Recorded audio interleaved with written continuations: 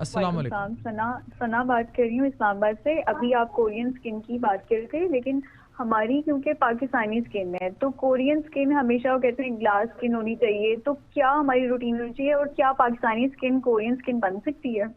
Very important question. अभी बल्कि मैंने लास्ट वीक एक बड़े ही लाहौर के अच्छे स्कूल में टीनेजर गर्ल्स के लिए एक अवेयरनेस टॉक की, जिसमें मैंने उनको ये समझाया क्योंकि द ये किड्स सवाल पता है इन्होंने किसके मुतालिक किया है? एक कोरियन। इन्फ्लुएंसर हैं, अच्छा। Can doll. वो हाँ मेरे हाँ बड़े हाँ। पसंदीदा हैं। तो वो बड़ी ख़वातीन को ना बड़ी सीरीज ऑफ स्किन केयर बताते रहते हैं। बताते हैं। 13 डे की स्किन केयर, 14 डे की स्किन केयर, ग्लासी कैसे बनानी है। ये कोई प्रैक्टिकल चीज़ें भी हैं या हाँ, ये फिल्टर्स का ही कमाल वही है? मैं बता रही हूँ कि बेसिकली एथनिसिटी मैटर्स। अब हम अगर चाहें कि हमारे जीन्स उनसे डिफरेंट हैं, तो ऑब्वियसली हम उनकी तरह की ग्लास स्किन अचीव नहीं कर सकते जिस तरह की उनकी है। तो Korean products are good, but आप ऑब्वियसली एक प्रॉपर रिसर्च करके एक्सपर्ट ओपिनियन से यूज़ करें। लेकिन वो जो 10 केयर स्किन केयर रूटीन है, उसको मैं हरगिज़ भी रेकमेंड नहीं करूँगी। It is waste of your money and time. कैन डॉल फैसलाबाद का है, वो आ जाएगा आपकी तरफ के भाई आप मेरी स्किन केयर की रूटीन को ऐसे कह रहे हैं, देखिए वैसे कह देखिए, रहे हो। नाराज़ साइंस भी जल्दी हो जाता है फ़ौरन ही साइंस कोई और गल आर्ट को। समझे ना आप स्किन केयर की। तो स्किन की बेसिकली साइंस और आर्ट यही है कि just 3 step skin care routine, that is all about it. Copy paste skin care routine नहीं होनी चाहिए। हम ट्रेंड्स को फॉलो ज़रूर विच करते हैं। 3 steps? Cleansing exfoliation number 1, number 2 hydration moisturization, and number 3 sun protection. यानी कि दैट अगर कोई इज़ बंदा अपना क्लिनजर निकाल ले, मॉइस्चराइजर निकाल ले अच्छी क्वालिटी का, और तीसरा सन यूवी प्रोटेक्ट फिल्टर करे, निकाल ले, तो बहुत हद तक 80% प्रॉब्लम सॉल्व होंगे। बस यही करती रहे। फिर 20% जो है उसके लिए मैंने आपको जैसे बताया कि विटामिन सी ऐड करें अपने 20s में, अपने 30s में रेटिनॉल ऐड करें, और अपने 40s में हाइलुरोनिक करें। फिर ये कि ऑब्वियसली अब तो we are living in the world of social media and we are living insta इन के फिल्टर्स, इंस्टा के फिल्टर। हसीनाओं की भरमार है। हाँ, तो फिर उसमें अब बालों पर आते हैं। जी बाल बहुत बड़ा मसला है। ख़वातीन के बाल बहुत गिरना शुरू हो जाती हैं। टकले मर्द तो फिर टॉलरेट हो जाते हैं, वो भी टॉलरेट नहीं हो रहे आजकल, वो भी बाल लगवाते फिर रहे हैं। और स्ट्रेस की वजह से मर्दों के, अब मैं दोनों के लिए पूछ रहा हूँ, स्ट्रेस की वजह से हेयर फॉल बहुत कॉमन हो गया है। गंदे घटिया किस्म के केमिकल्स डाले जाते हैं शैम्पू में, 3rd क्लास शैम्पू बनाए जाते हैं, मिलावट होती है जिनकी वजह से बाल गिरते हैं। फिर हमारी खुराक में चीज़ें पूरी नहीं है, हमारे फेरेटिन कम है, हमारे B12 कम है, और विटामिन डी की कमी है, इनसे भी बाल गिरते हैं। तो क्या अगर एक शख्स के अंदर कमी मौजूद है और वो ऊपर से ये तरह तरह के रोज़मेरी ऑयल और इस तरह की चीज़ें यूज़ करी जा रहा है, तो क्या उसके बाल जो है वो उग आएंगे? देखिए, मैं हमेशा यही अपने पेशेंट्स को कहती हूँ कि आपकी जो स्किन और हेयर है ना, they are window to your internal body. ये एक खिड़की है जिससे आपकी बॉडी के अंदर क्या हो रहा है वो आप असेस कर सकते हैं। तो ऑब्वियसली जब प्रॉब्लम इज़ इनसाइड, तो हम जो भी कर लें वो नहीं जाएगा। अब हम अगर अपनी पेरेंट्स की जनरेशन को देखें वर्सेस हम, तो बालों का गिरना बहुत कॉमन हो गया, उस ज़माने में नहीं था। तो इसमें जो कॉमनेस्ट रीज़न है ना, वो स्ट्रेस है। अब चाहे वो मेंटल स्ट्रेस हो या वो फिजिकल स्ट्रेस हो। फिर हमारी डाइट खालिस नहीं है, तो न्यूट्रिशनल डेफिशिएंसी बड़ी कॉमन रीज़न है, जिसमें से फेरेटिन जैसे आपने बताया, iron deficiency, vitamin D deficiency, omega 3 की कमी, जिंक की कमी, फॉलेट की कमी, फॉलेट की B12 कमी, की कमी। B12 की कमी। जैसे बायोटिन कहते हैं कि biotin is an over hype product, it is just vitamin B7। Overall B complex देना चाहिए, लेकिन बालों में जैसे आयरन विटामिन डी का बहुत रोल है। तो और फिर last but not the least, the over use of hair gadgets as well as the hair cosmetic. जो हम ये कि स्कैल्प की क्लीनलीनेस है नहीं, तो ड्राइड शैम्पू यूज़ कर रहे हैं। ऑब्वियसली बेसिक, आप वही बात आ गई कि बेसिक्स अच्छा, को इसमें समझें जो आप। प्रोसीजर्स हैं कुछ एस्थेटिक्स के, जैसे हेयर फ्यूम्स का जिक्र कर रही हैं, फिर आगे Exosomes। महंगे तरीन एक्सोसोम्स। मतलब मैंने एक्सोसोम पता करा है, मुझे एक जगह से बालों का था, 1.5-2 लाख रुपए के वो एक्सोसोम्स की किट आ रही है। अच्छा, फिर इसी तरह बायो स्टिमुलेटर्स यूज हो रहे हैं बाल उगाने के लिए। फिर PRGF का बड़ा वो है, लोग कहते हैं जो सिंपल PRP, ये जो आप सरों में टीके नहीं लगवाते मैडम से जाके, उसकी अब बातें करो। PRP है। अब PRP बगैर PRGF के इफेक्टिव है?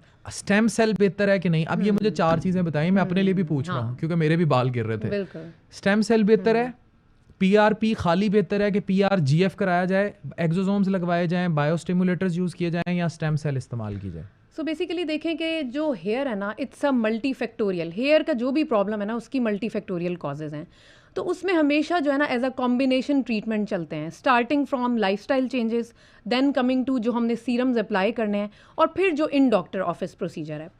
अब अगर इन डॉक्टर ऑफिस प्रोसीजर देखा जाए तो उसमें भी एक स्टेप लैडर अप्रोच है। जैसे अगर एक पेशेंट है जो बिल्कुल इनिशियल हेयर फॉल के साथ आया है, जिसको बहुत ज़्यादा एक्सेसिव हेयर फॉल नहीं है, लेकिन ये है कि थोड़ा सा आम रूटीन से ज़्यादा है, तो I will go with PRP। लेकिन फिर जैसे जैसे एडवांस ज़ाहिर है स्टेजेस ऑफ हेयर फॉल है ना, तो फिर हम उस स्टेप लैडर अप्रोच होती है। अगर आप मुझसे पूछें कि इन तीनों चारों में से मैं किसको ज़्यादा सुपीरियर करार दूंगी, तो मेरी नज़र में फ़िलहाल जो मुझे लगता है वो एक्सोसोम्स हैं। क्यों? क्योंकि इसमें हमने कुछ रिसर्च की है। इसका जो बेसिकली मैकेनिज्म ऑफ एक्शन है वो ये है, बेसिकली एक्सोसोम स्मॉल मॉलिक्यूल्स होते हैं जो हमारे सेल की इंटरसेलुलर कम्युनिकेशन को इंक्रीज़ करते हैं। इसमें millions billions of growth factors हैं जो डायरेक्टली हमारे हेयर फॉलिकल को स्टिमुलेट करता है। जबकि PRP और जो PRGF है उसका जो मैकेनिज्म ऑफ एक्शन है वो सिर्फ रीजनरेशन एंड रिपेयर है, जबकि ये फॉलिकल को स्टिमुलेट करता है। So obviously when we compare both तो it is one step ahead. अब उसमें भी डिफरेंट वेराइटीज़ हैं, क्योंकि जैसे एक्सोसोम्स में जो फैट टिश्यू ड्राइव्ड हैं वो उनकी कॉस्ट ऑब्वियसली कम है। जो अम्बलाइकल कॉर्ड ड्राइव्ड हैं उनमें क्योंकि नंबर ऑफ ग्रोथ फैक्टर्स या स्टेम सेल ज़्यादा हैं तो they are expensive, but they are good. उनका पेशेंट सेटिस्फेक्शन भी है और उनका जो मैकेनिज्म ऑफ एक्शन है वो भी कन्विंसिंग है। लेकिन जो बेसिकली एक्सोसोम्स हैं उनको हम स्टेम सेल से थोड़ा सा, अगर आप मुझसे पूछें कि मैं PRP को अगर एक्सोसोम से कंपेयर करूं तो PRP रीजनरेशन, रिपेयर और early stages of hair fall के लिए अच्छा है। But if I compare the exosome with stem cell, तो जो एक्सोसोम्स हैं उनमें सेल्फ रेप्लिकेशन की पोटेंशियल नहीं है।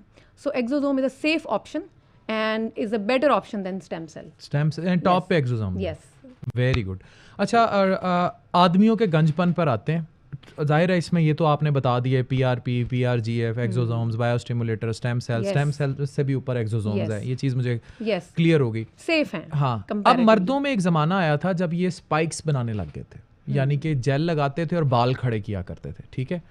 आज वही मर्द बाल उनमें गंजपन ज़्यादा कॉमन है। क्या जो यूज़ ऑफ, तो ये जेंजी भी देख रही है, तो यूज़ ऑफ सच चीज़ें जो है जेल्स लगाना या अपने बालों को स्टक करने के लिए जो कुछ भी गंद बुला लगाते हैं, क्या वो आगे चल के हेयर फॉल में कंट्रीब्यूट करता है? और आदमी अपने गंजपन को कैसे एड्रेस करें? 100% कंट्रीब्यूट करता है, क्योंकि आप ये देखें कि जितने भी हम आर्टिफिशियल मेजर्स यूज़ कर रहे हैं बालों को स्ट्रेटनिंग के, एक हेयर शेफ्ट है, उसका नेचुरल टेक्सचर है। जब आप उसको स्ट्रेटन करेंगे डिफरेंट प्रोसीजर से, तो जो हमारा नेचुरल हेयर शेफ्ट का मॉइस्चर होता है वो उससे निकल आता है। जब वो निकलता है तो बाल फ्रिजी हो जाते हैं, उसके हेयर शेफ्ट के अंदर बबलिंग आती है, वो प्रोन टू ब्रेकेज हो जाता है। क्या मतलब कि वो ज़्यादा उसके अंदर तोड़ फोड़ शुरू हो जाती है। सो डेफिनेटली ये जितने भी हम हेयर गैजेट्स यूज़ करें या हेयर कॉस्मेटिक प्रोडक्ट्स यूज़ करें, ये अल्टीमेटली हमारे बालों को डैमेज तो कर रहे हैं। लेकिन obviously we are living in a world of social media, और मैं ये मना नहीं करूँगी, फैशन, फिल्टर्स, लेकिन फिर आपको ज़रा एक्स्ट्रा केयर करनी पड़ेगी। लाइक आप स्टार्ट करें बेसिक से कि आपकी स्कैल्प की क्लीनलीनेस ज़रूरी है। बड़ी अहम बात ये करने जा रही है, मेरा सवाल भी अहम है कि जिस तरह आपने स्किन केयर में चीज़ें बताई हैं, सैलिसाइलिक एसिड और ये सब कुछ, अब हमें हेयर सीरम्स बताएं। और हमें बताएं कौन सी चीज़ें हेयर में यूज़ करें कि हेयर फॉल भी कम हो, हेयर की ग्रोथ भी बेहतर हो और हेयर का शाइन भी बेहतर हो, मर्दों औरतों दोनों के लिए, लेकिन ये वाला सेगमेंट बिलखसूस मर्दों के लिए। So basically lifestyle, as you all know, उसको तो आप सबको पता है, उसको हम ज़्यादा डिस्कस नहीं करेंगे। कमिंग टू क्या हमारी हेयर वॉशिंग हैबिट्स क्या होनी चाहिए। आइडियली शैम्पू के साथ आपको हफ्ते में कम से कम भी 4 दफ़ा ज़रूर वॉश करें। कई लोग समझते हैं कि नहीं, हम शैम्पू ज़्यादा यूज़ करेंगे तो बाल मज़ीद डैमेज होंगे। Not at all. स्कैल्प की क्लीनलीनेस इज़ मोस्ट इम्पॉर्टेंट। आपका स्कैल्प क्लीन होगा तो आपकी फॉलिकल्स और शैफ्ट्स मजबूत होंगी।